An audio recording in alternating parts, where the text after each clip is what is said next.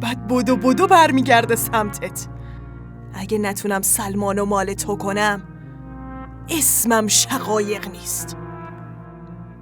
مامان، یکی مثل سلمان که زنشو روز و شب میپرسته چطوری میتونه بیاد سراغ یه زن دیگه؟ جهان آرا مردای زیادیو دیده، اما تا حالا مردی به صادقی و شریفی سلمان ندیدم. پس بذار این زنشی دختر دیگه هم بزاد.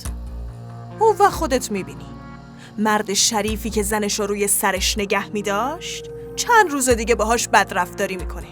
شقایق هم مردای زیادی تو عمرش دیده و میدونه که مردا به مرور زمان عوض میشن. اما مامان، چطور اینقدر مطمئنی که دختر دار میشه؟ خب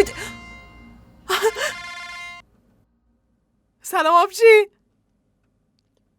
بله،